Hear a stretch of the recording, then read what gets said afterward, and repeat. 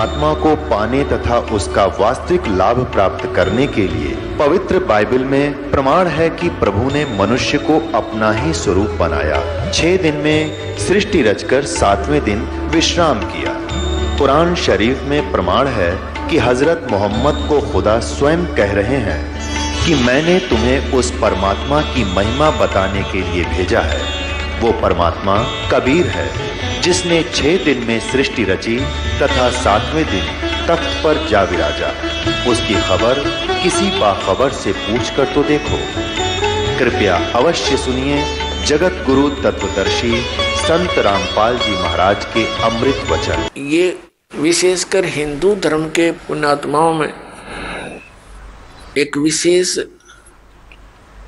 आस्था है परमात्मा की, और उनको इतना ज्ञान है सदग्रंथों के आधार से कि गुरु के बिना मोक्ष नहीं होता।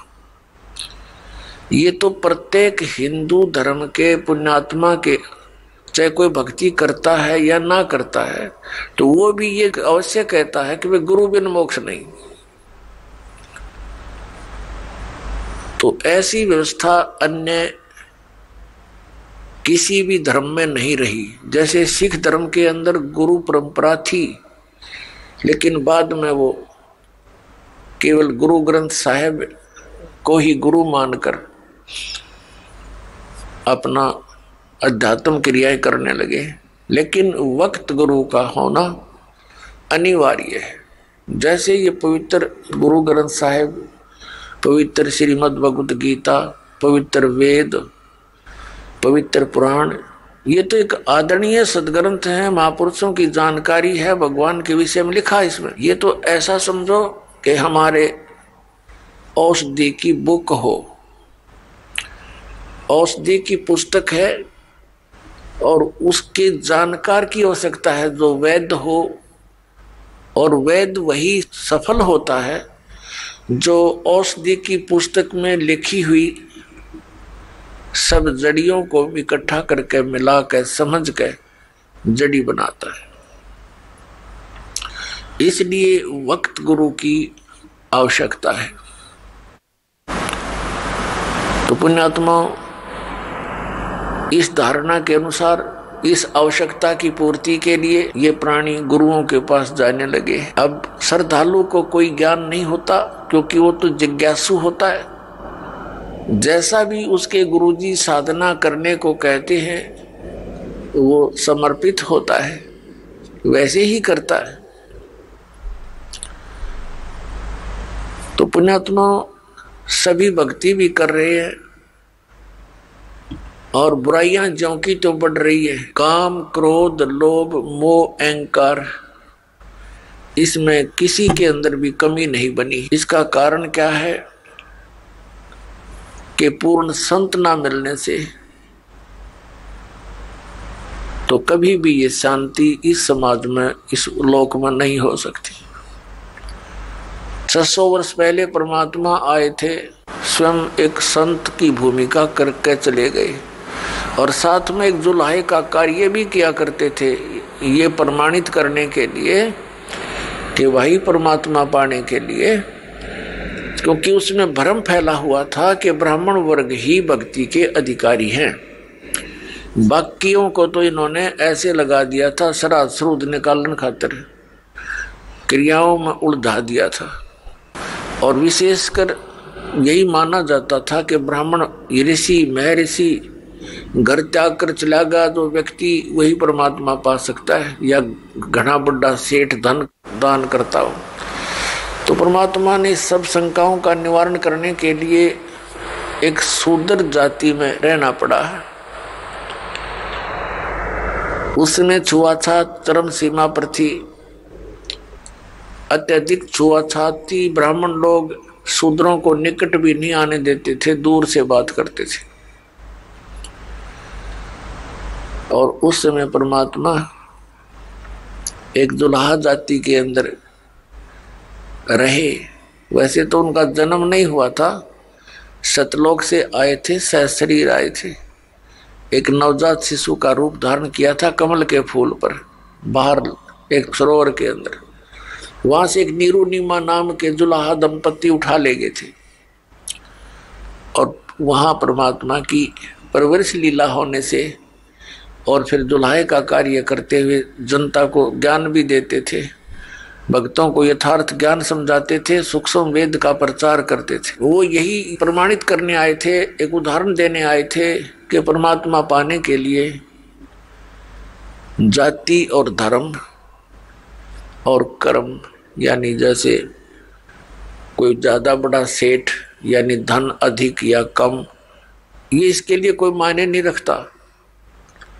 गुरु पूरा हो और शिष्य सूरा हो, सूरमा। सूरमा का अर्थ है कि इस भक्ति मार्ग पर जो प्राणी लगता है तो उसकी सब क्रियाएं अन्य संसारिक व्यक्तियों से भिन्न होती है, तो उसमें हमारा समाज बाधा करता है। और जो उन बाधाओं की परवाह ना करते हुए आगे बढ़ता है इस भक्ति मार्ग पर, वो सूरवीर होता है। कौन कौन थे सूरवीर? जिनका ज्ञान है सुप्रसिद्ध है। दरु थे सूरवीर, प्रहलाद थे सूरवीर, और मीराबाई थी सूरवीर, और स्वयं परमात्मा तो वो मालिक थे ही थे, वो तो सूरवीरों के सूरवीर और सब भगवानों के भगवान कबीर परमेश्वर जी। और अब वर्तमान में ये दास देख रहा है कि मेरे इस परमात्मा के ज्ञान से परिचित इस दास के अनुयायी ये सूरवीर है, क्योंकि इन्होंने समाज के साथ संघर्ष करके, क्योंकि क्रोथा कांड के दौरान इस दास को इतना बदनाम कर दिया गया था झूठा, और इतना परेशान किया गया परमात्मा के बच्चों को, लेकिन ये सूरवीर थे, ना किसी से लड़े और ना डरे। संत का यही एक नियम होता है, लड़े भी नहीं और डरे भी नहीं, तो परमात्मा साथ देता है। आज हम सफल हुए, पूरा विश्व के अंदर ये ज्ञान जाएगा, परमात्मा का साथ हमारे साथ रहा और रहेगा, क्योंकि ये काम उसी परमात्मा ने शुरू करवाया है। हमारा कोई खानदानी पेशा ना, दादे परदादे माता पिता ने कभी यो काम कराया ना, दास को ये मजदूरी दी तो दास का उसी दिन से ये अटल इरादा बन गया था, सिर जाओ से डट जाओ, परमात्मा के चरणों में ये शीश जाए तो सफल हो।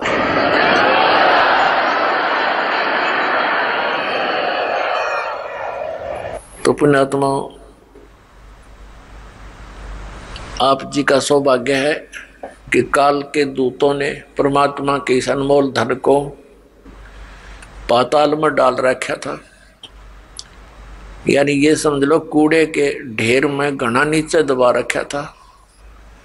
अब दास पे कृपा हुई, रजा मालिक कबीर भगवान का साथ दास के साथ है, तो अब ये धन आपके रूबरू हो पाया है। इतने संघर्ष के बाद सन 1994 में दास को परमात्मा ने आदेश दिया था, गुरुदेव ने, दीक्षा उपदेश और सत्संग करने का, और आज सन 2012 हो गया, लगभग 18 वर्ष हो गए संघर्ष करते ने। -0 से भक्ति को ऊपर उभारा है परमात्मा कबीर जी की दया से। बिल्कुल नामो निशान नहीं था, ना भगवान का ना भक्ति का। परमात्मा के लिए तरफ सभी रहे थे। जैसे ये दास पहले हनुमान पुजारी था और मंगलवार का व्रत रखता था। सालासर एक मंदिर है हनुमान जी का, और उसमें इसी बूढ़ी सी मूर्ति रख रखी है। ये भगवान, अब हंसी आती है अपने कर्मों पे। काली सी मूर्ति में बना दी किसी ने, फिर देखा देखी जान लग गए, वहां धक्के खाया करते हम। बता, काल ने ऐसा जुल्म करवा रखा है। तत्व ज्ञान का तो नामो निशान मिटा दिया और कोरी बकवास समाज में बरवा दी झूठे गुरुओं द्वारा। तो पुण्यात्माओं, या मेर हुई भगवान की। कहीं आप देखा करते 4 ईंटें लगा रखी हैं, उस पर कुत्ते मुत्ते वहीं बैठे, वहां हम माथा टेकने जाए और तेरा गजब भैया, वहां से सारा दिन रो कर मर जा, कोई नो कहने वाला नहीं, क्यों रो रहा है पत्थर के आगे। तो इसलिए वक्त गुरु की आवश्यकता होती है। और उसके ज्ञान के आधार से भक्ति साधना करने से कल्याण हो जाता है। अब ये कितनी बुराई बढ़ गई शराब मांस तंबाकू की, और इसको विकास मानते हैं हम कि बड़ी बड़ी कोठी हो, कार हो और गोटी सूटी लावें, और फिर विवाह के अंदर एक अलग से ड्रामा रच दे। पुण्यात्माओं, ये भक्ति मार्ग में नहीं चलेगा। ठीक है, संसार भक्ति नहीं करता, वो कुछ करो, वो तो इस विद्यालय के विद्यार्थी ही नहीं है, ये विद्यार्थियों के लिए लागू है कि ना बीड़ी पीवे, ना तंबाकू प्रयोग करे किसी भी तरीके से, ना मांस खावे और ना शराब प्रयोग करे, और न ही ये ड्रामेबाजी करे, ना जन्मदिन मनाना, ना कोई ऐसे ब्याह के अंदर बकवाद करनी। सिंपल ब्याह करो बच्चों, आप भगत बन के देखो कितना आनंद आएगा। देखो लोग दिखावा ड्रामा कितना कर ले, इसका अंत नहीं। शुरुआत हमने देखी, किसी ने 1100 रुपये दान के दे दिए, सारा गांव में चर्चा हुआ करती। फिर 2100 दे दिए एक ने, वो फेल हो गया। फिर एक ने 5100 दे दिए, वो फिर 21 वाला फेल हो गया। फिर एक ने 11,000 दे दिए अपनी लड़की के दान में, और एक मोटरसाइकिल दे दी, फिर कार दे दी। तो ये एक बकवाद है बेमतलब की। बच्चे को परमात्मा से जोड़ दिया जाए, परमात्मा का नाम लेकर, और ये राम नाम का दहेज बेटी ने दे दे, ये सदा साथ देगा। एक टाइम हमने कुछ दे भी दिया बच्चे को, कितने दिन उससे वो गुजारा कर सकती है। और फिर गरीब की बेटी अमीर की बेटी को देखकर मायूस हो जाती है, उसको ना जाने कितना दुख होता है। तो इस तरह की ये बकवादें हमने समाज से खत्म करनी पड़ेंगी, खासकर भगत समाज को तो इसमें अग्रसर होना ही पड़ेगा। इस दास के संघर्ष में आपने सहयोग देना पड़ेगा। ये बिल्कुल गलत है, भक्ति बाधक है। जिसके 2-3 लड़की हो जाती, नींद आराम हो जाती है उस माता पिता की, और लड़की इसी कारण से हमारे लिए बोझ बन गई। एक इतना गौ जैसी आत्मा होती है बेटी की, हमने खूब देखा है। बेटा और बेटी रोटी खा रही है, माता पिता कोई बोलता है बेटे को, एक वो काम कर, वैसे भी कहा ये काम करिए, बेटा तो कहेगा को नहीं करता, और बेटी रोटी खा रही होगी ना, खाना छोड़कर उठ कर चल पड़ेगी, उस काम को करके आओगी। अब ये हमें बोझ क्यों बनाई? अपने ड्रामाबाजी से, अपनी बकवादों से, दहेज के कारण। तो इस प्रकार हमने इस हर तरह की जो बुराई हमारे समाज में घर कर गई, इसको भी आपने गहराई से सोच कर, एक मर्यादा के उद्देश्य से नहीं कि मैंने कह दिया आपने शुरू कर दिया, नहीं।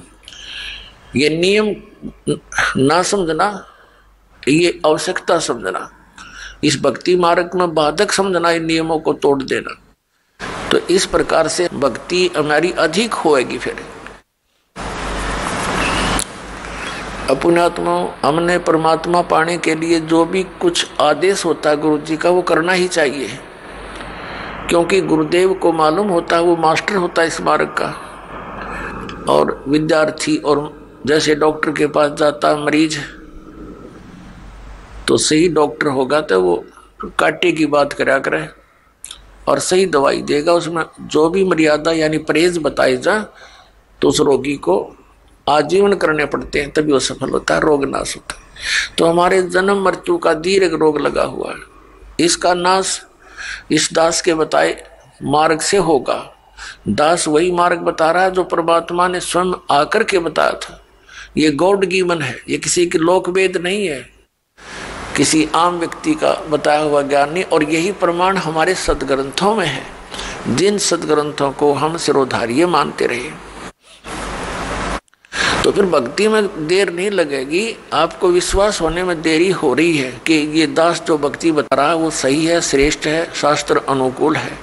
ये प्रमाण करने के लिए कि ये भक्ति सही है, और भगवान कबीर, परमेश्वर परम पूज्य कबीर जी हैं जो जुल्हा रूप में, धानक रूप में बनारस में आए थे, ये प्रमाणित करने के लिए ये ढेर सारे आपको प्रमाण दिखाने पड़ते हैं।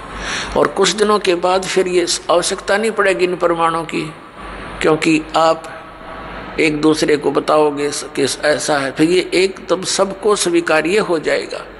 अभी तक तो किसी ने देखे नहीं, खोल के वेद देखी ना, गीता पढ़ी थी, समझी नहीं गीता जी में क्या लिखा है, पुराणों में क्या लिखा है, हम पढ़ते थे लेकिन समझ नहीं सके। अब हम समझने जोगे हो गए, अरीब खूब देखेंगे, कति दृढ़ होकर कहेंगे कि सचमुच कबीर इज गॉड, कबीर परमात्मा है और यही भक्ति सही है, यही मंत्र श्रेष्ठ है और सब बकवाद है। तो फिर आपसे सुनकर अन्य व्यक्ति भी इस बात पर विचार करेंगे और कोई प्रमाणित कराना चाहेगा तो सदग्रंथ हमारे पास है, आप खुद भी उनका विश्वास दृढ़ करोगे। पूरे विश्व में एक ही भगवान रहेगा, एक ही ज्ञान रहेगा और भक्ति विधि उस भगवान की एक है ही, वो अलग हो ही नहीं सकती। जैसे आम के पौधे को बीजने के लिए आम का ही बीज प्रयोग करना पड़ेगा, दूसरा बीज आम का हो ही नहीं सकता। तो परमात्मा पाने के लिए जो मंत्र है, इनके अतिरिक्त कोई साधना है ही नहीं। बाकी तो बबूल के बीज अलग हैं, अन्य साधनाएं जो सिद्धियां प्राप्त करने की है वो अलग वस्तु है, उसकी हमें जरूरत नहीं। तो पुण्यात्मा, सबसे पहले हमने गुरु की आवश्यकता होती है। गुरु बिन माला फेरते, गुरु बिन देते दान, गुरु बिन दोनों निष्फल हैं, चाहे पूछो वेद पुराण। गुरु बड़े गोविंद से मन में देख विचार, हरि सुमरे वो रह गए, गुरु सुमरे होवे पार। अब परमात्मा कहते हैं गुरु गोविंद दोनों खड़े, काके लागू पाए, बलिहारी गुरु अपना, जिन गोविंद दियो मिलाए। 7 द्वीप 9 खंड में गुरु से बड़ा ना कोई, करता करे न कर सके, गुरु करे सो होवे। सतगुरु के उपदेश का लाया एक विचार, जय सतगुरु मिलते नहीं, जाते नरक द्वार। नरक द्वार में दूत सब करते खेचा तान, उनसे कभू ना छूटते, फिर फिरते चारों खानी। 4 खानी में भरमते, कब हो ना लगते पार, सो फेरा सब मिट गया, मेरे सतगुरु के उपकार। 7 समुद्र की मसी करूं, लेखनी करूं बन राय, धरती का कागज करूं, गुरु गुण लिख्यो न जाए।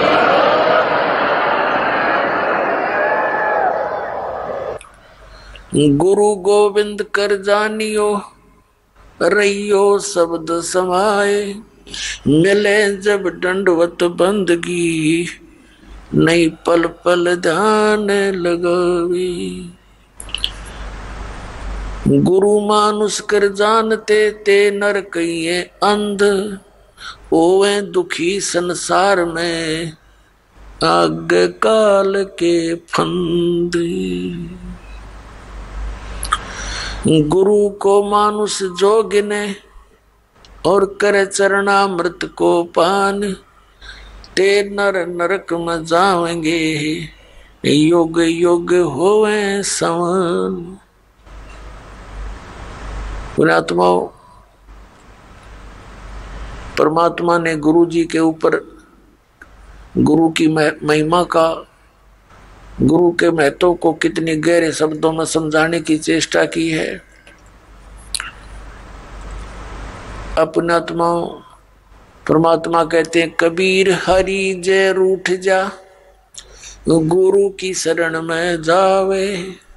कहे कबीर गुरु रूठ गए, तो हर ना करे सहाय। अब क्या बताते हैं कि सतगुरु के उपदेश का लाया एक विचार, जय सतगुरु मिलते नहीं, हम जाते नरक द्वार। पुण्यात्मा, आपने महावीर जैन जी का इतिहास बहुत बार देखा है, दास ने दिखाया है। वो पुण्यात्मा भक्ति के लिए घर भी त्याग दिया, अपने दादाजी से उपदेश लिया, ऋषभ देव जी से,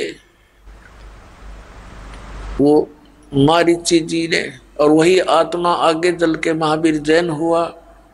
महावीर जैन के रूप में जन्मने से पहले उस आत्मा ने 80 लाख बार तो देव पद प्राप्त किया, देवता बना, और बाकी 60 करोड़ बार गधे की योनि, 30 करोड़ बार कुत्ता, 20 करोड़ बार बिल्ली, पता नहीं कितनी बार हाथी, नपुंसक, शिकारी रहा। तो जब तक सतगुरु नहीं मिलते ये प्राणी साधना करता करता भी दुखी रहता है। तो इसलिए परमात्मा बताते हैं सतगुरु के उपदेश का। पृथ्वी पर सतगुरु एक ही होता है, एक समय में, अनेक नहीं होते। जैसे परमात्मा स्वयं आए थे कबीर जी, वो अकेले ही परमात्मा भी थे और सतगुरु भी थे। वो तो सर्वे सवा थे, और उस समय 64 लाख शिष्य थे मालिक के। पुण्यात्मा, विचार करने की बातें हैं, क्योंकि हम लाल की महिमा से परिचित नहीं थे। लाल को सुनते अवश्य थे कि वो बहुमूल्य होता है, लेकिन पहचान नहीं थी। हम भगवान को सर्व सुखदाई, सब संकटों से निवारण करने वाला मानते हैं, इसलिए ही उसकी खोज में हम जगह जगह भटक रहे थे। लेकिन हमने उस लाल की हमें पहचान नहीं हुई। उन स्वार्थी लोगों ने कौड़ी को हमें लाल बताकर हमारे को दे दिया। हम उन कौड़ियों को लाल समझकर गठड़ी बांधे फिरे थे। अब दास को पता चला, परख हुई, लाल और लालड़ी को परख करने की बुद्धि दी भगवान ने, और वही दास ने आपके साथ कर दी। आपको भी लाल परखने योग्य ज्ञान दे दिया। तो पहले हम साधना ठीक ना करके कितने कष्ट उठाए, उस परमात्मा ने आकर ही हमें ये ज्ञान दिया, अपनी पहचान आप ही बताई। तो क्या बताते हैं कि भक्ति करते करते भी उस महापुरुष की कितनी दुर्गति हुई, क्योंकि उनको सतगुरु नहीं मिला। 600 वर्ष पहले परमात्मा स्वयं आए थे, 64 लाख शिष्य हुए उनके, और अकेले सतगुरु थे, अकेले नाम देते थे। और पुण्यात्मा, उस समय ना कोई मीडिया था, ना कोई पुस्तक का लेखन करके कहीं भेजा जा सकता था। आदरणीय धर्मदास साहिब जी ने कबीर साहब की वाणी लिपिबद्ध करके रख ली थी, लेकिन उसको बार बार इतनी को हाथ से लिखने में तो 10 साल फेर लग जाए उसको। तो ऐसे जैसे आजकल परमात्मा ने दया बख्शी है, अक्षर ज्ञान दिया, पेपर दे दिया, इस पर परमात्मा की महिमा लिखकर हमने आपको भेज दी, पुस्तकें बना बना कर। फिर ये इलेक्ट्रॉनिक सिस्टम परमात्मा ने दिया, सीडी का ये बना के दे दी, चिप चल पड़ी परमात्मा की दी हुई है। ये गॉड गिवन इंस्ट्रूमेंट है, ये मनुष्य के सत्र के बनाए हुए नहीं है, ये भूल जाना आप। ये मनुष्य 4 युगों में यही था, एक रेडू के अंदर और 6 खच्चर जोड़ कर रथ बना के घसीटे अंडा करते, अरीवीसी कार बना ली, हवाई जहाज बना दी, और ये इंटरनेट बनवा दिए। ये परमात्मा के दिए हुए हैं, और इस काल ने इनका दुरुपयोग शुरू करवा दिया। इसमें फिल्म देखे, नाचे कूदे, समाज दूना बिगड़ गया। लेकिन अब शुद्ध रहेगा। यहाँ पर कोई भी पदार्थ है, उसके गुण अवगुण दोनों चले, लेकिन हम अवगुणों को त्याग कर गुणों को ग्रहण करेंगे, हमें ज्ञान हो जाएगा। तो कहने का भाव यह कि 64 लाख शेष होना उस समय एक धानक के, जुल्हे के, ये कोई बड़कों का खेल नहीं है, जिसको हम एक शूद्र कहते थे। एक कवि कह के सीमित कर दिया था, क्लोज कर दी थी उनकी फाइल को। अब वह फाइल फिर खुली उस भगवान की। वो परमात्मा है, हमारे पिता हैं।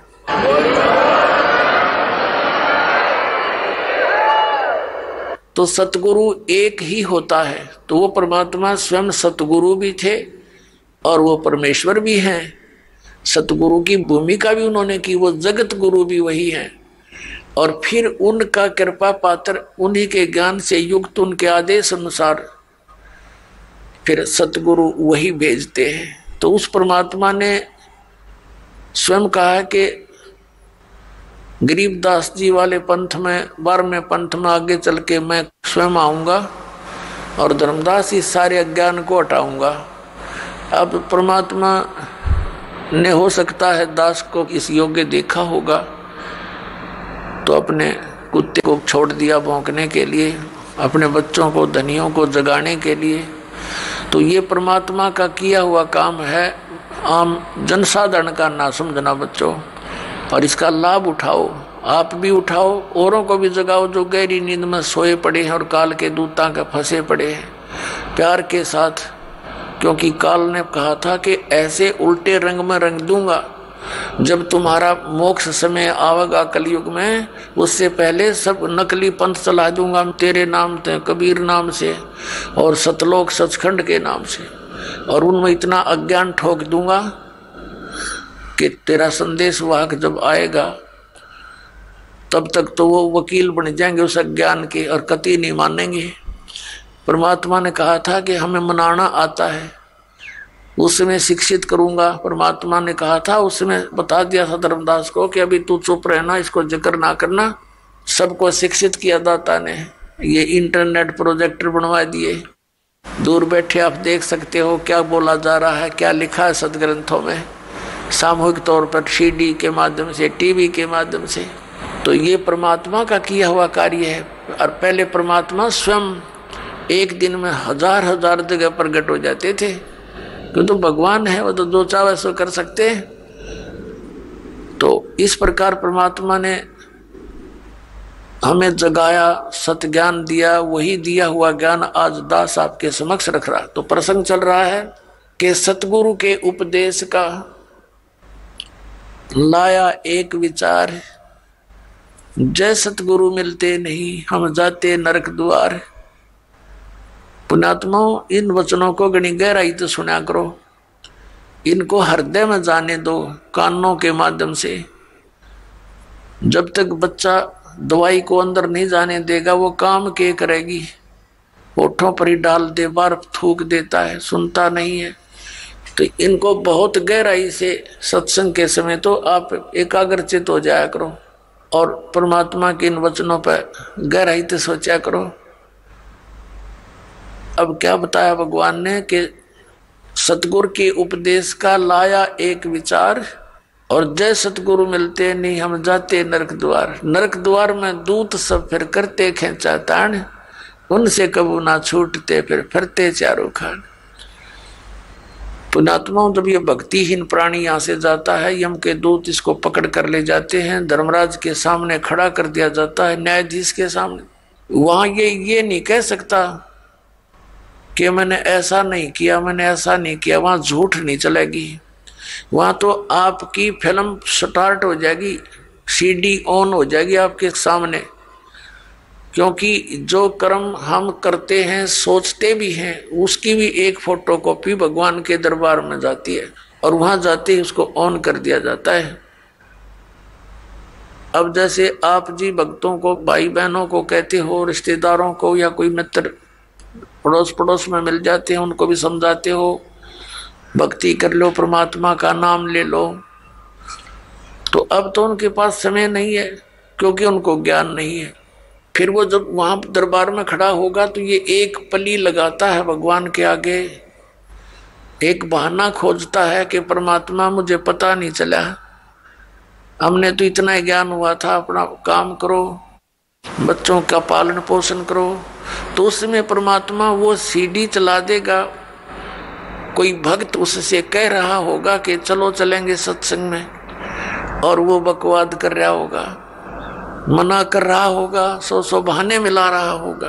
फिर परमात्मा कहेगा, देख इस भक्त ने, इस बहन ने, इस बेटी ने तेरे से क्या कहा था, और तू झूठ बोलता है कि मेरे को पता नहीं चला। तब ये क्या कहता है भगवान, गलती होगी, क्षमा कर दो, परमात्मा कहता भाई ये गलती मानने का कोई फायदा को नहीं है, अब तो नरक में जाना ही पड़ेगा। और फिर कभी तुझे मानव शरीर मिले तो फिर ट्राई करना। तो पुण्यात्माओं, ये धर्मराज के दरबार में जो प्राणी जाता है उसके बाद इसको नरक में डाला जाता है। और वहां तो लाखों की संख्या में, हजारों की संख्या में पशुओं की तरह चारों तरफ से यम के दूत, जो समझ लो हाथों में भाले, क्योंकि वो शरीर ऐसा है उसमें पीड़ा घनी होती है और उसमें मरता नहीं प्राणी, पीड़ा ज्यादा होती है, तो उसमें सीधे भाले ठोके, आंखों में मारेंगे न सीधे, और ऐसे जैसा भी हाथ में आओ उतना लठ मारते हैं और उनको जबरदस्ती नरक में ठोक देते हैं, धक्के मार मार के वो उल्टे बाजे उनके लठ मारे और जैसे पशु को फाटक में रोकते हैं ऐसा ठोक दिया जाता है।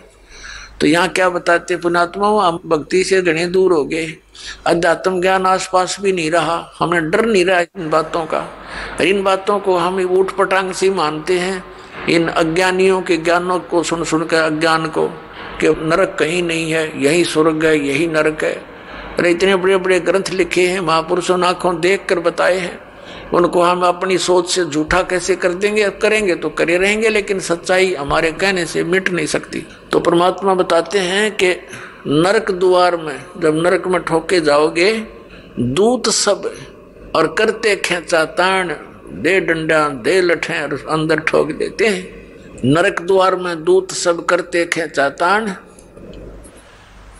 और उनसे कभी ना छूटता, फिर फिरता चारों खान, वहां नरक में दुख उठा करके फिर इन चार खानियों में 84 लाख प्रकार के इन पशु पक्षियों और सब प्राणियों के जो शरीरों में कष्ट उठाना पड़ता है।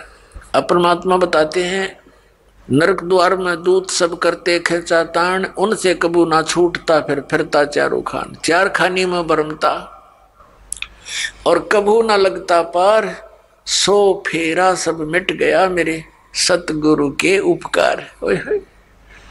अब सतगुरु के उपकार यानी गरीबदास जी ने कहा कि जा सतगुरु की मैं बलिहारी, जो जमन मरण मिटाही, जो जन्म और मृत्यु के इस दीर्घ रोग का नाश कर दे। कहते मैं उस सतगुरु पर बलिहारी हूं। तो जन्म मरण का रोग का नाश कबीर परमेश्वर ही कर सकता है। और कबीर परमेश्वर जिस भी अपनी आत्मा को, दास को यहाँ भेजता है अपना सामर्थ्य देकर, तो यह उसके द्वारा परमात्मा ही करवाता है। अन्य ना तो किसी भगवान की भक्ति से ये जन्म मरण का रोग नाश हो सकता। यदि हम श्री राम, श्री कृष्ण अर्थात विष्णु जी, इनकी पूजा करके चाहें कि हमारा जन्म मरण का रोग कटे, ये नाशवान इनकी जन्म मृत्यु स्वयं होती है। ऐसे ही शंकर जी की जन्म मृत्यु होती है, ब्रह्मा जी की जन्म मृत्यु होती है। इनका पिता है सरपुरुष, जिसको काल रूपी ब्रह्म भी कहते हैं, जो गीता बोल रहा है श्री कृष्ण जी में प्रवेश करके, वो स्वयं स्वीकारता है। गीता जी अध्याय नंबर 4 के श्लोक नंबर 5 और 9 में, अध्याय नंबर 2 के श्लोक नंबर 12 में, गीता जी अध्याय नंबर 10 के श्लोक नंबर 2 में ये कहता, अर्जुन तेरे मेरे बहुत जन्म हो चुके हैं, तू नहीं जानता मैं जानता हूं। तो इससे सिद्ध है कि इस ब्रह्म की पूजा करने वाला भी जन्म मरण के रोग से नहीं बच सकता। और ब्रह्म की साधना ब्रह्म पुजारी गुरु से ही लेनी पड़ती है। उस गुरु की शरण में जाने से भी जन्म मृत्यु का रोग नहीं कट सकता। और जब तक जन्म मृत्यु का रोग नहीं कटेगा हम शांति नहीं हो सकती। गीता ज्ञान दाता 8वें अध्याय के 3 श्लोक में कहता कि अर्जुन वो परम अक्षर ब्रह्म है। अर्जुन ने 8वें अध्याय के प्रथम मंत्र में पूछा कि हे भगवान, आपने जो 7वें अध्याय के गीता जी के 29वें श्लोक में जिस तत्ब्रह्म के विषय में कहा है कि उसको जान करके प्राणी फिर केवल यहाँ से जन्म मृत्यु के रोग से छूटने का ही प्रयत्न करता है। जरा माने बुढ़ापा, वृद्धावस्था के कष्ट और मरण माने मृत्यु से ही बचने का, छुटकारे की कोशिश करता है। वह संसार की किसी वस्तु में इच्छा नहीं रखता। तो 8वें अध्याय के प्रथम श्लोक में पूछा कि किम तत्परम, गीता ज्ञानदाता ने 8वें अध्याय के 3 श्लोक में कहा वो परम अक्षर ब्रह्म है। फिर 8वें अध्याय के 5 और 7 श्लोक में तो अपने बारे में कह रहा है गीता ज्ञानदाता कि अर्जुन तू मुझ में मन वाला हो, मेरे पर आश्रित हो जा, मेरी भक्ति कर और युद्ध भी कर तो मुझे ही प्राप्त होगा। तो इसने अपनी भक्ति करने वाले को कहा है लेकिन मुझे प्राप्त होगा, शांति नहीं हो सकती, युद्ध तो करना पड़ेगा। 8वें अध्याय के 8, 9, 10 में कहा है कि उस परम अक्षर ब्रह्म की साधना करने वाला प्राणी उसके पास चला जाता है। 15वें अध्याय के 1 से लेकर 4 में कहा कि तत्वदर्शी संत की पहचान बताई है और उसके पश्चात वो तत्वदर्शी संत मिल जावे, सतगुरु मिल जावे, उसके पश्चात परमेश्वर के उस परम पद की खोज करनी चाहिए, जहां जाने के बाद साधक फिर लौटकर कभी संसार में नहीं आते। 18वें अध्याय के 62 में और 66वें श्लोक में कहा कि अर्जुन तू सर्वभाव से उस परमेश्वर की शरण में जा, उस परम अक्षर ब्रह्म की शरण में जा, उसकी कृपा से ही तो परम शांति को और सनातन परम धाम को प्राप्त होगा। और ऐसे ही 18वें अध्याय के 66वें श्लोक में कहा कि सर्वधर्मान प्रीतज माम, मेरे सतर की जो साधना है, जैसे 8वें अध्याय के 13वें श्लोक में गीता ज्ञानदाता कहता है कि ओम इति एकाक्षरम ब्रह्म व्यवहारण माम अनुसमरण ये प्रयाति तदन देहम सयाति परमाम गतिम। मुझ ब्रह्म का एक ओम मंत्र है और ओम से होने वाली जो परम गति है उसको वही प्राप्त कर सकता जो अंतिम श्वास तक ओम का ही जाप करता हुआ शरीर त्याग कर जाता है। तो उससे कौन सी गति होती है? ब्रह्मलोक प्राप्ति होती है, क्योंकि ब्रह्म का मंत्र ओम है।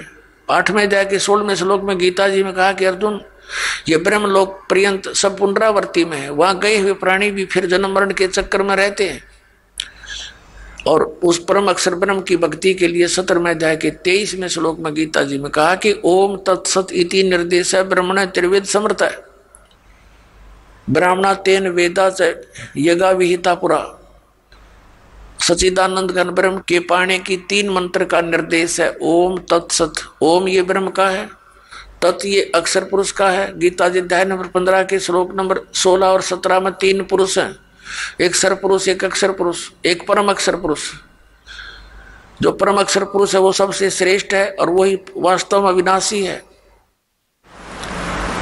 अन्य सर पुरुष और अक्षर पुरुष को नाशवान कहा कि उनके लोकों में जितने प्राणी हैं वो भी नाशवान है, तो उनकी भक्ति से तो मोक्ष हो ही नहीं सकता।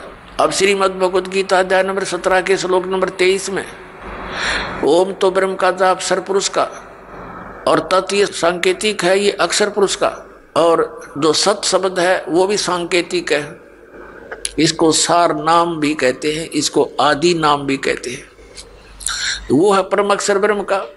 तो इन तीनों मंत्रों की मजदूरी से, इन तीनों मंत्रों की साधना से हम भगवान प्राप्त कर सकते हैं, उस मोक्ष सतल प्राप्त कर सकते हैं, वो सुख प्राप्त कर सकते हैं जिसके विषय में वर्णन किया गया है। अब जैसे हम हैंडपंप लगाते हैं तो हैंडपंप में हम बोकी मारते हैं, तो ये बोकी और हैंडपंप ये हमारा उपास्य नहीं है, लेकिन इस तरीके बिना वो उपास्य वस्तु नहीं मिल सकती, वांछित वस्तु नहीं मिल सकती, जल नहीं मिल सकता। तो ये पूजा नहीं कर रहे हम तो वो साधन अपनाया है जिससे वो जल मिल जा। तो ये जो मंत्र हैं ओमकार, ये दूसरे 2 सांकेतिक हैं, ये कोई हम पूजा नहीं कर रहे, हम उस अपनी वांछित वस्तु को पाने के लिए साधन अपनाए हैं, ये साधनाएं हैं। तो ये साधना है उस परम अक्षर ब्रह्म के पाने की। जैसे सतनाम का 2 अक्षर का मंत्र है, एक ओम एक तत्। जैसे आदरणीय नानक साहिब जी की जन्म साखी के अंदर समुद्र की साखी में ये प्रमाण है उन 2 अक्षर के मंत्र का। दास अभी बोल के नहीं बताएगा। तो इन दोनों मंत्रों का जाप किया जाता श्वास उश्वास से। जैसे हमने जल निकालना है जल, तो उसके लिए हैंडपंप लगाएंगे, तो पहले बोकी मारेंगे, मिट्टी बाहर फेंकेंगे, बोकी मारेंगे, फिर बाहर निकालेंगे और पाइप नीचे छोड़ देंगे। यूं काम है समझो सतनाम का। 2 अक्षर की बोकी चलेगी श्वास उश्वास से।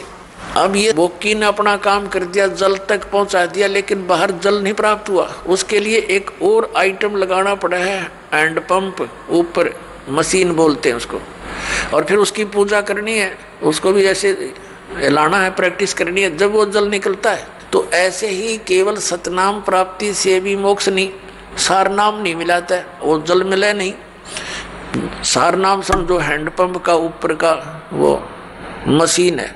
तो ये मशीन उसी समय लगी हुई सक्सेस होगी जब वो पाइप पूरी जल तक पहुंच चुकी होगी। बीच में अगर कोई कहे हैंड पंप लगा दे, मशीन फिट कर दे, मिस्त्री कभी नहीं करेगा। तो ये दास आपको ये सब व्यवस्था बता रहा है, ये आपने करनी है, मजदूरी करनी है इसकी। और जब सारनाम का समय आएगा, आपकी पाइप पहुंच जाएगी जल तक के आसपास, तो फिर हैंड पंप यानी सारनाम आपको दिया जाएगा।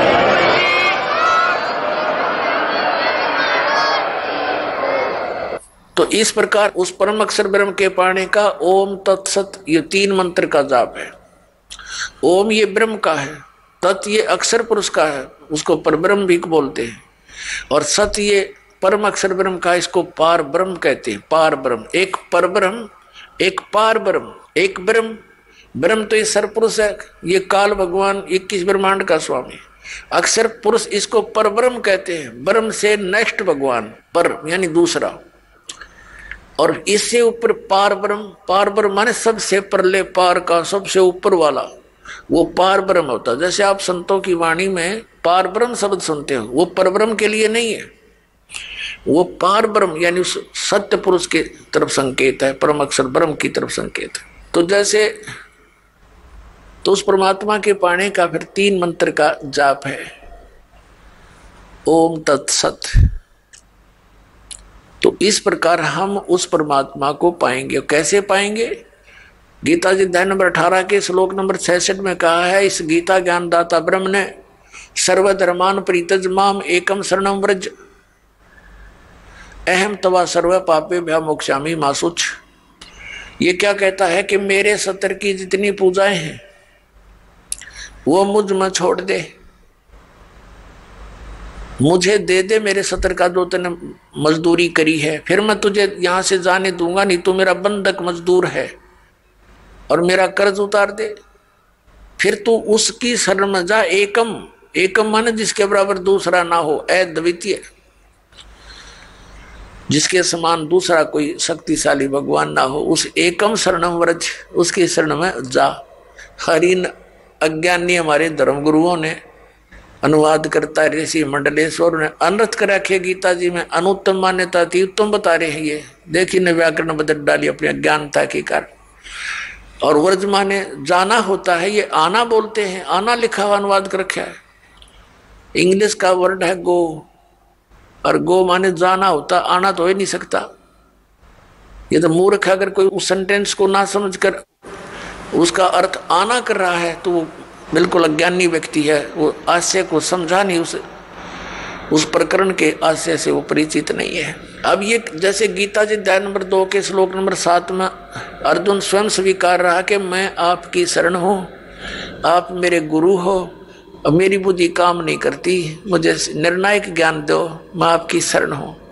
अब यहाँ फिर नौको है कि मेरी शरण में आ जाओ, उसकी शरण तो पहले कह रहा है मैं तो तेरी शरण खड़ा हूँ, और सब धर्मों के कर्मों को मुझ में छोड़कर मेरी ये शरण में आ जा। अकल देखो इनकी, इन्हें बहुत सी जगह ऐसे अनर्थ कर रखे जहां ये समझ नहीं सके। तो ये ओम नाम का जाप इसको दे देंगे काल को, ये हमें यहाँ से जाने देगा, नो ड्यू सर्टिफिकेट लिख देगा ये। लेकिन ये तब लिखेगा जब गुरु साथ होगा, नहीं तो आपको बहका करके यही अपने नकली सतलोक, नकली अलखलोक, अगमलोक, इसने ब्रह्मलोक में बना रखे हैं धोखा देने के लिए, वहां पटक देगा ठाक है, और वहां जीवन बर्बाद करा के कितने युगों के बाद फिर जमीन पर पटकेगा, सारा काम रह गया बना बनाया। तो सतगुरु की आवश्यकता आपके साथ रहेगी अंतिम सांस तक। तो जैसे अब प्रसंग चला है कि हम ओम नाम का जाप इसको दे देंगे, और फिर हमने 7 संग ब्रह्मांडों को पार करके जाना है इस अक्षर पुरुष के परब्रह्म के 7 संग ब्रह्मांडों को, उसके लोक से जाने का किराया देना है इसका। वो तत्व मंत्र जो आपको देते हैं वो उसके किराया देना है, वहां से फिर वो जाने के लिए हमें ये समझ लो टोल टैक्स समझ लो ये उसका अक्षर पुरुष के लोकों से पार होने का। और तीसरा जो मंत्र है वो सतलोक में स्थायी स्थान प्रदान कराएगा, जो आदि नाम है, सार नाम है। तो पुण्यात्मा गीता जी अध्याय नंबर 8 के श्लोक नंबर 8, 9, 10 में गीता ज्ञान दाता कहता है कि उस परम अक्षर ब्रह्म की साधना करेगा तो उसको प्राप्त होगा। उसकी साधना का मंत्र ये बताई दिया, ओम तत्सत नथिंग एल्स इति निर्देश है, बस यही निर्देश है। निर्देश का mean final direction, nothing else. और गीता जी में ना हरे राम हरे कृष्ण, ओम नमः शिवाय, ओम भगवते वासुदेव नमः, ये इस तरह की कोई मंत्र नहीं है। और जो श्रीमद् भगवत गीता में वे ऑफ वर्शिप नहीं है, पूजा का मार्ग नहीं है, उसको जो करता है तो वो शास्त्र विधि को त्याग कर मनमाना आचरण कर रहा है। अब प्रसंग आता पुण्यात्माओं, जो शास्त्र विधि को त्याग कर मनमाना आचरण करते हैं उनको न तो सुख हो न उनकी गति हो, बताओ, और न ही उनकी कोई कार्य सिद्धि हो। तो फिर इसीलिए तो हम भक्ति करते हैं और वो तीनों व्यर्थ, तो उस साधना के करने का कोई लाभ नहीं। इसी कारण से हम नास्तिकता की तरफ चल पड़े। भगवान को खोजते खोजते हम हार थक चुके हैं। अंत में हमने घुटी सूटी का सहारा ले लिया, चोरी ठगी करके हम सेठ साहूकार बनने की चेष्टा कर रहे हैं। वो दूने दुख उठा लेते हैं, पाप इकट्ठे कर लेते हैं। तो इस प्रकार इस ज्ञान से हमें ये विष दिखाई देगा। परमात्मा कहते हैं जैसा दर्द आपना हो ऐसा जान बिराने। पुण्यात्माओं, आप किसी ऑफिस में जाते हैं, दयाहीन प्राणी हो गए, उनको दर्द नहीं दिखाई देता कि कहाँ से आया है ये व्यक्ति, भूखा प्यासा है। उनको केवल अपना बकवाद उद्देश्य उनका उल्लू सीधा हो जाता है, तो वो आपका कार्य करेंगे ना, तो कति नहीं करें। चौड़नी चाहिए हो ना पहले। अब दास जब नौकरी लगा 1977 में, तो उसमें कोई एक आध अधिकारी के ऊपर उंगली टिका करती कि वो भ्रष्ट है, बाकी सब ठीक थे। अब एक आध अधिकारी कर्मचारी रह रहा है, उस पर उंगली टेके कि यूं ठीक है, बाकी सब एक जैसे हो गए। तो यह क्यों बिजली गिर गई? अज्ञान से। पहले डरते थे भगवान से, भगवान का भय निकल गया और विष खाने लग गए, हाहाकार मच गई। एक शहर में देख लो डॉक्टर है भगवान, दुनिया भर के डॉक्टरों की दुकान खुल गई। मेडिकल में जाके देख लो, किसी में खचाखच भरे पड़े हैं, उधर पाप इकट्ठे करें, वहां भोगे पड़े पड़े। यही परमात्मा कहते हैं जीवित जग में जूती पड़े फिर जम तोड़े छाती। यहाँ ब्रान माटी होगी, राग यम के दूध गढ़ेंगे, वो नारी दुख तुम्हारे ऊपर। तो इस विष ने कौन खाओगा जब ज्ञान हो जाएगा?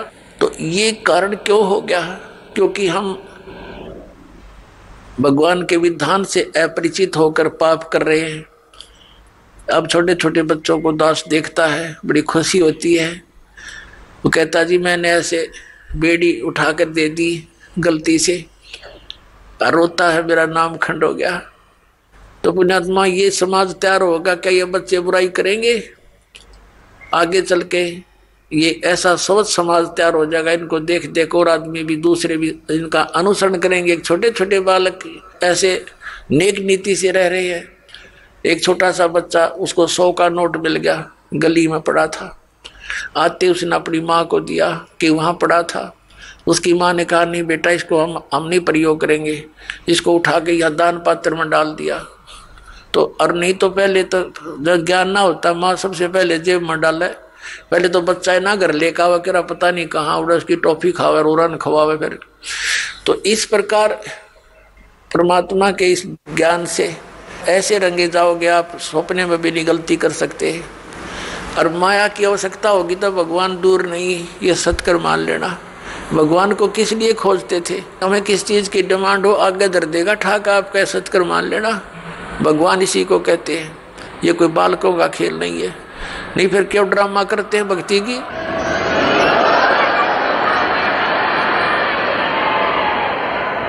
ये वो समृद्ध शक्ति है, एक वचन में सब कुछ कर सकता है आपके लिए, लेकिन उसके कराने योग्य आपने बनना पड़ेगा। कहते हैं सतगुरु के दरबार में कमी काहे की ना, और अनसा मौज नहीं पा रहा तेरी चूक चाकरी में।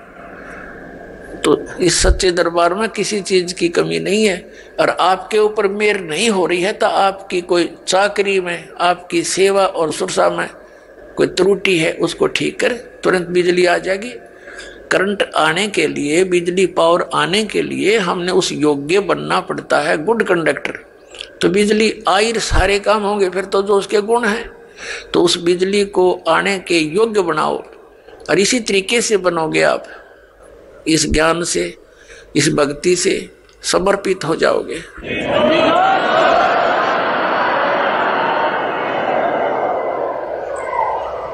आइए अब हम उन श्रद्धालुओं के अनुभव जानते हैं जो जगत गुरु तत्वदर्शी संत रामपाल जी महाराज जी से दीक्षा प्राप्त कर चुके हैं तथा उनके द्वारा बताए गए भक्ति मार्ग पर चल रहे हैं। नमस्कार सर। नमस्कार सर जी। सर आपका क्या नाम है? मनीष कुमार जी। मनीष जी, आप कहाँ से आए हैं? मैं जी जिला अम्बाड़ा, तहसील नारायणगढ़, गांव अंधेरी जी, डाक खाला नखनौरा जी, अंधेरी गांव का हूँ जी। सर, संत रामपाल जी महाराज जी से आपने नाम दीक्षा कब ली? संत रामपाल जी महाराज से दीक्षा मैंने जी 2014 मार्च में ली थी जी। सर, संत रामपाल जी महाराज जी से दीक्षा लेने से पहले आप क्या भक्ति साधना करते थे? मैं जी भक्ति साधना तो जी ऐसे पितृ पूजना जी, खेड़े पे जाना, देवी पा, ऐसे ही सबसे ज़्यादा मैं खेड़े की पे जाता था जी, खेड़े पे देवी पे अपने इनको ज़्यादा मानता था जी मैं।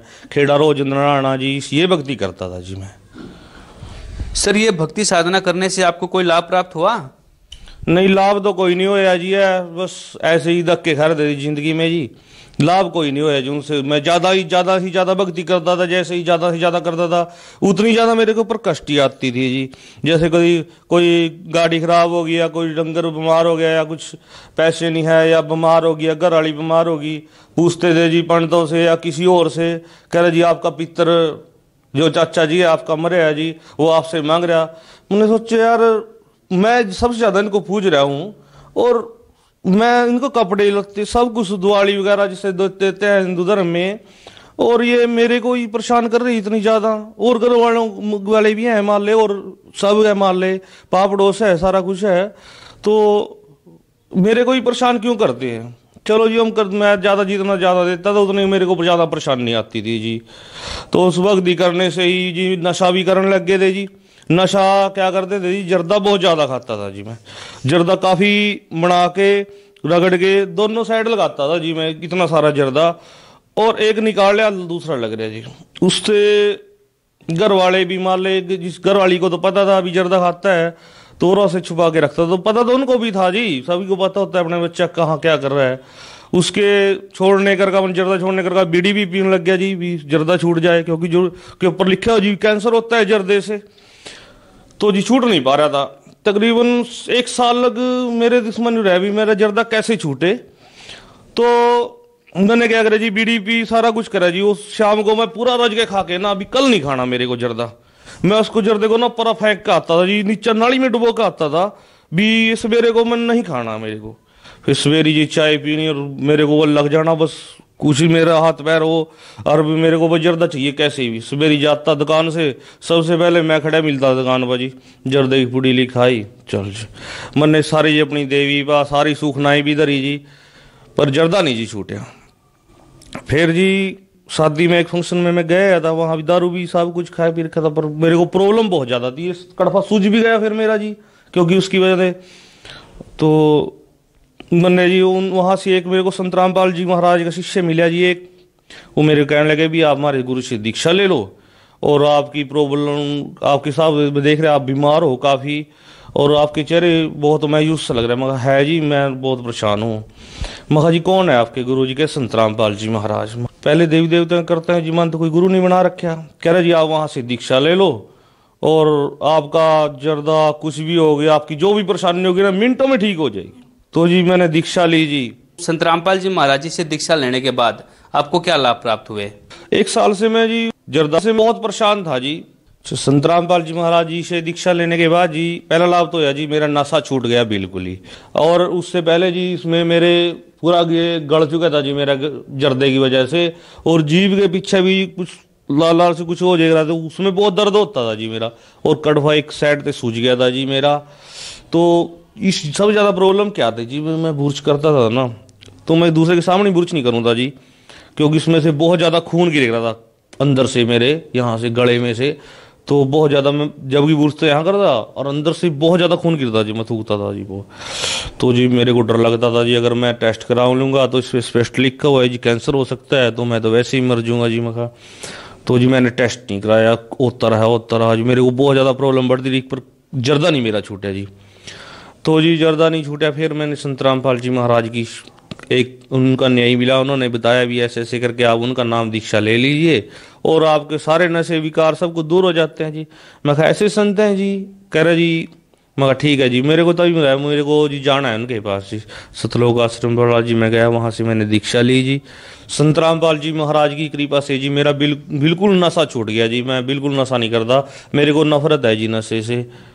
और जी दूसरा लाभ जी, 2008 से मेरे ऊपर केस चल रहे थे, जो भी केस थे उसमें वकीलों की फीस वगैरह, मेरी बहुत आर्थिक स्थिति खराब थी जी। एक्सीडेंट हुआ था जी गाड़ी से, तो वो भी संत रामपाल जी महाराज जी की दया से जी 3 महीने के अंदर मैं उसमें से बरी हो गया जी। और जी तीसरा लाभ क्या था, घर वाली बहुत बीमार रहती थी जी। क्या था जी, उसको पेट में दर्द रहता था जी, बहुत ज़्यादा दिक्कत, और भी काफ़ी प्रॉब्लम थी जी उसको। वो भी नाम लेने के बाद जी बिल्कुल ठीक हो गया है।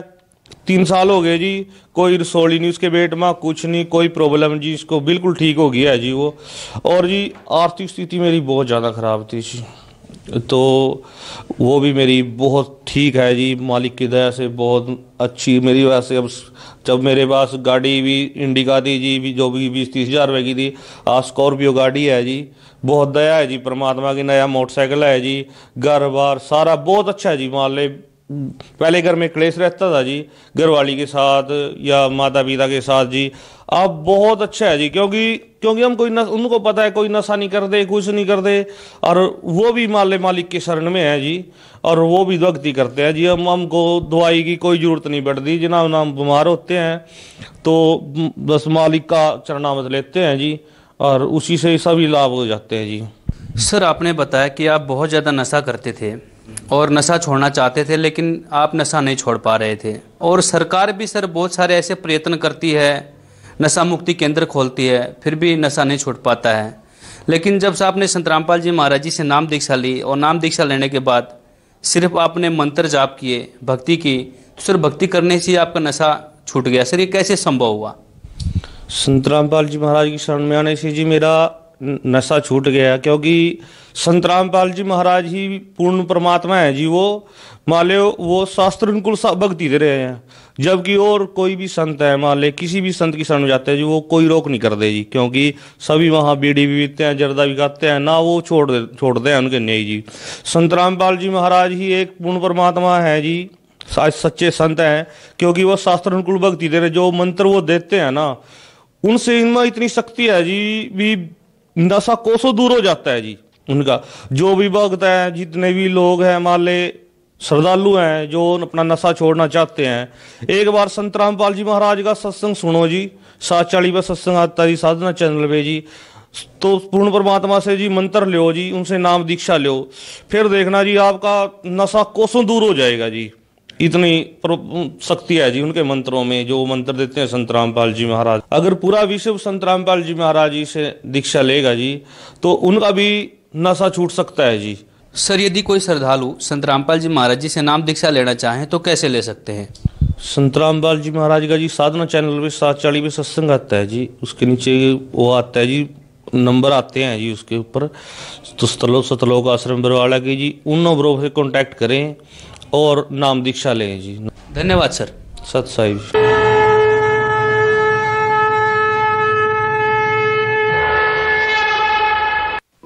आप सुन रहे थे जगत गुरु तत्वदर्शी संत रामपाल जी महाराज के मंगल प्रवचन।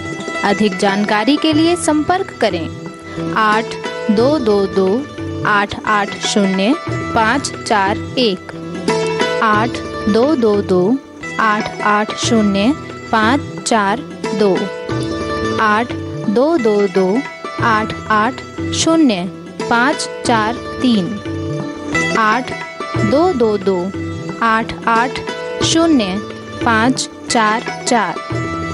हमारी वेबसाइट है www.jagatgururampalji.org।